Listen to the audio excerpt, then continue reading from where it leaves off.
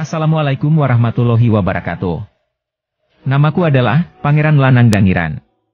Aku lebih dikenal dengan nama Sunan Boto Putih. Tentang kisahku memang tidak terlalu banyak diungkap dalam sejarah perkembangan Islam di Pulau Jawa. Dan kisahku tidak seperti kisah Wali Songo yang begitu melekat di hati masyarakat. Mungkin kisahku hanya sekedar cerita atau kisah turun-temurun dari sesepuh-sesepuh pendahulu, dan memang banyak yang percaya, atau mungkin juga percaya lebih cenderung ke arah legenda atau cerita rakyat. Aku adalah putra dari Raja Belambangan yang bernama Pangeran Kedaung yang bergelar Sunan Tawangalun. Sejak remaja aku memang gemar bertapa, mencari guru untuk menuntut ilmu kesaktian. Dan aku sering meninggalkan kehidupan istana. Selain suka bertapa di tempat-tempat angker, aku mempunyai cara tirakat unik dengan riado, dengan cara mengambang di tengah laut selama berbulan-bulan. Bahkan diceritakan di beberapa kisah, aku pernah menempuh perjalanan di laut dengan menaiki seekor ikan besar. Singkat cerita di saat aku bertapa mengambang di tengah laut. Gelombang besar dan arus air laut membawa tubuhku terdampar hingga di pantai dekat Sidayu Gresik. Dalam kondisi tidak sadar, aku ditolong dan dirawat oleh Kiai Kendil Wesi. Seluruh badanku penuh ditempeli dengan karang dan keong akibat bertapa di laut sehingga tubuhku seolah-olah penuh dengan bakaran jagung, yang dalam bahasa Jawa disebut brondong.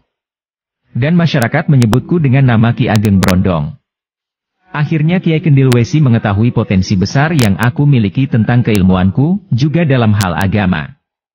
Hingga Kiai Kendil Wesi memintaku untuk menemui Sunan Ampel di Surabaya. Setelah bertemu Sunan Ampel, dan dirasa ilmu agamaku cukup mumpuni, aku pun diperintahkan Sunan Ampel untuk menyebarkan Islam di wilayah Pegirian. Dulu antara Ampel Denta dengan daerah Pegirian dibelah sungai besar. Jadi kasihan kalau santri-santri di Pegirian mau ngaji ke Sunan Ampel harus menyeberangi sungai dulu. Alhasil, akulah yang diminta Sunan Ampel untuk menetap, mengajar dan menyebarkan agama Islam di daerah Pegirian. Dan akhirnya aku pun membangun sebuah pesantren.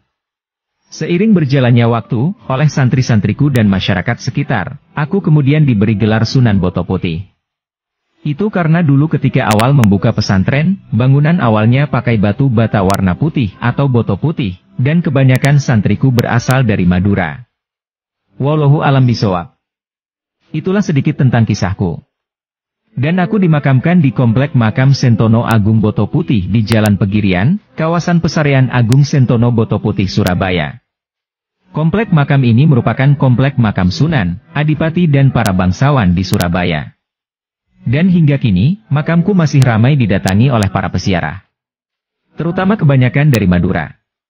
Semoga suatu saat, kita semua bisa diperjalankan Allah untuk bisa berkunjung atau berziarah di makamku.